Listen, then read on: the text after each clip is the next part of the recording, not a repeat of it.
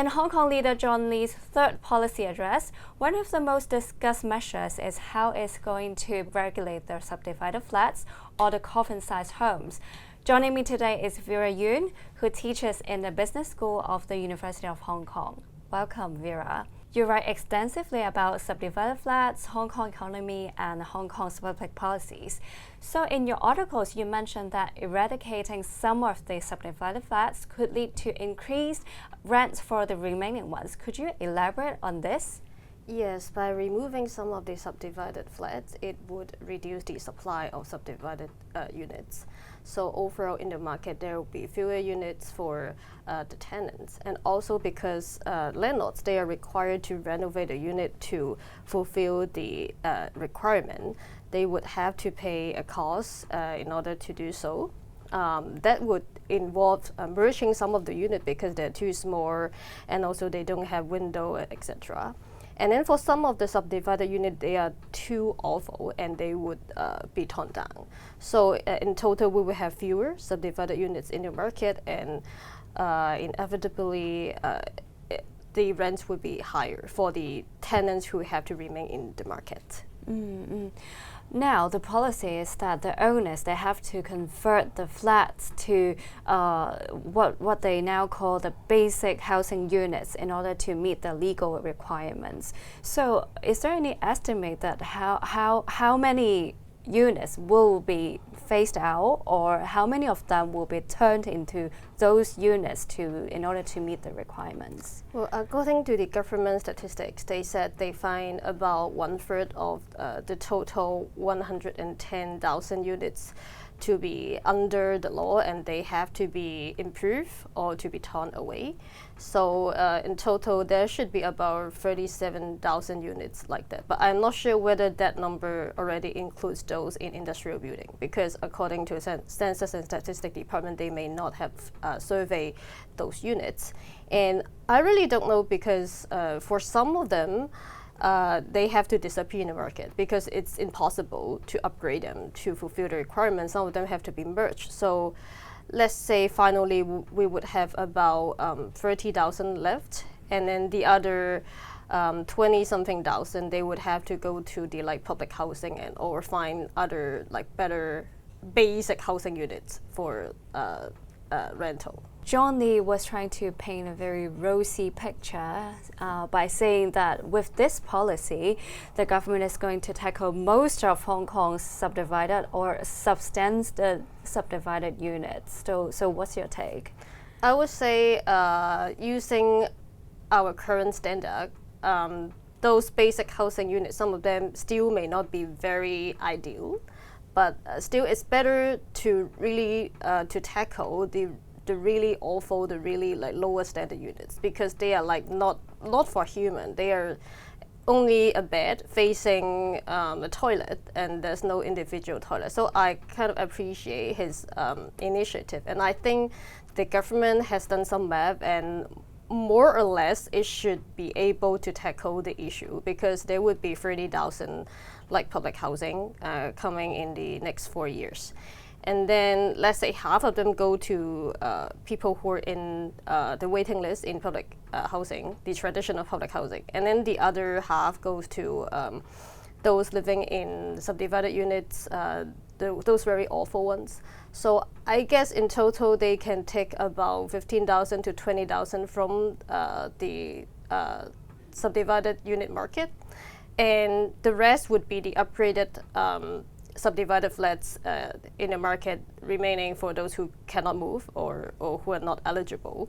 So I think the math more or less can equalize. However, first, he may not have taken into account those who are living in industrial buildings. I don't know whether that math includes those units too. And second, there will be higher demand from more mainland students, international students, and also top talent schemes. So surprisingly, some of them would live in subdivided unit. And even if not subdivided unit, they would increase the total demand for the rental market. It makes the landlords, they want to rent these flats to those people rather than to really put down the cost into renovating and meeting the standard of subdivided units. So I guess it would spill over to also the subdivided market too.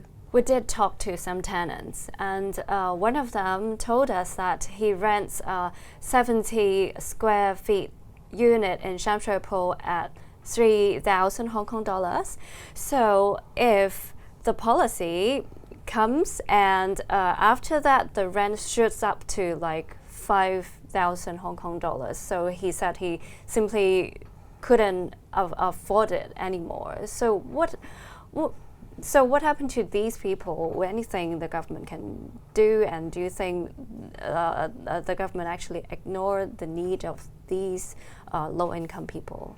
Well, first, if the government does not do anything, they would be squeezed to like one unit without dividing, but a few families. Like that kind of model happened in Hong Kong, like in 1950s, 60s. You know, a lot of families living in one unit, sharing the living room and the kitchen, like that. And the other method would be just some rental beds or some capsule. You know, that kind of thing could happen too.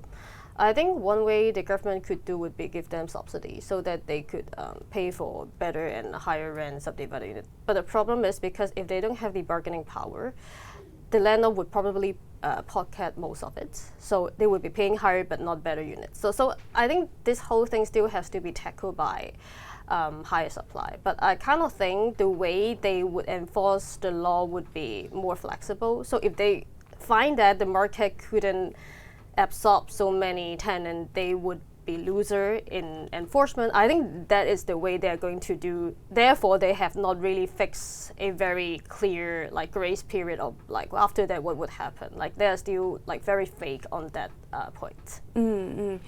So what we discussed just now is one of the way the government used to tackle poverty, and another way to tackle it is to encourage the old elderly people to cross the border to Shenzhen to retire there, to live there, and to use the medical services there.